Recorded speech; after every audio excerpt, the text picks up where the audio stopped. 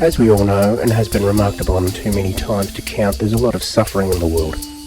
Anything that can feels suffering at certain points in their lives, and in a lot of cases all the time. It's a shitful situation. Now, there's been a lot of solutions proposed for this, different solutions for different kinds and types of suffering, as well as total solutions for all of it. Anything from ending life to engineering life. Just as there's no shortage of suffering, there's no shortage of solutions to suffering. But as we all know, suffering still persists. Despite all the ideas and proposals and even outright attempts to end suffering in part or even whole, none of it has really made much of a total difference.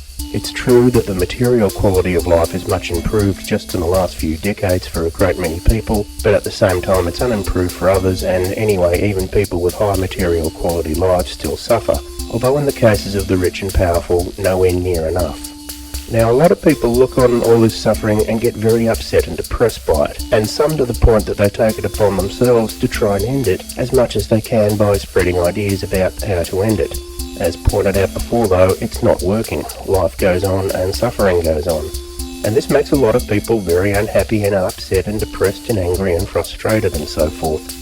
So the suffering of the world is compounded with the knowledge of the suffering of the world, and then compounded again by the attempts to bring it to an end being completely futile.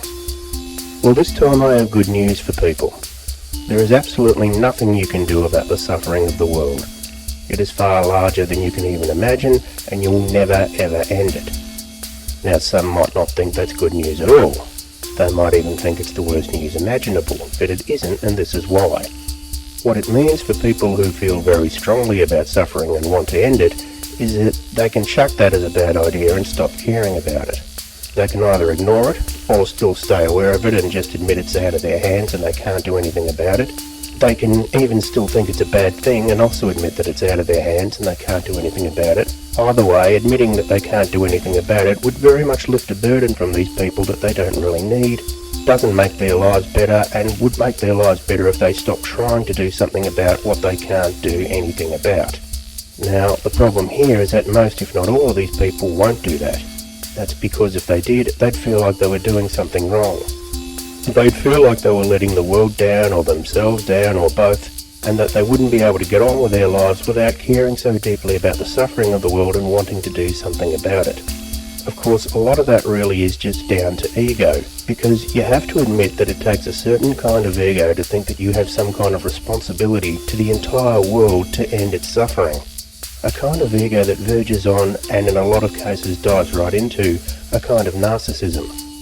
When you think of individuals who try to end all the suffering in the world, it's easy to think of people like Jesus.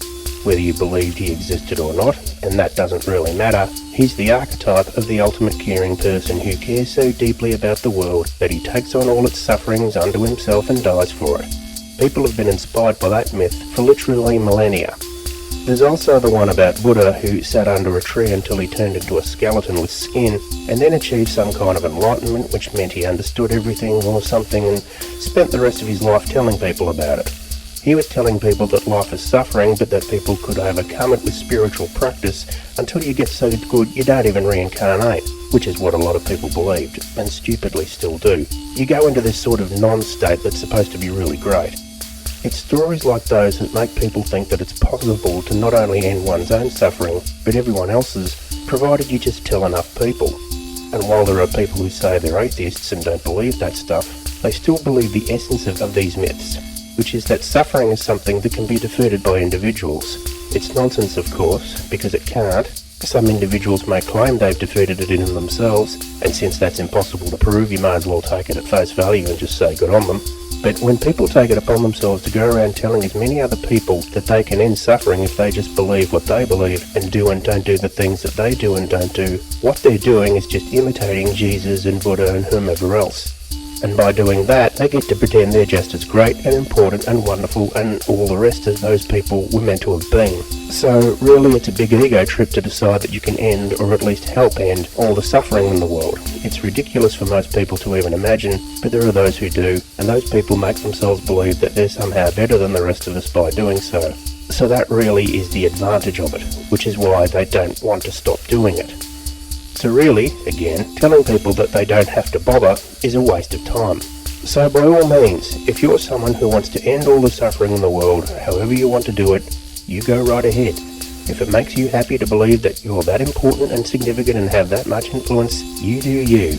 Most people who believe those sorts of things get over it in time anyway, because it gets too much to bother with and they get tired with it, which is all a part of it anyway.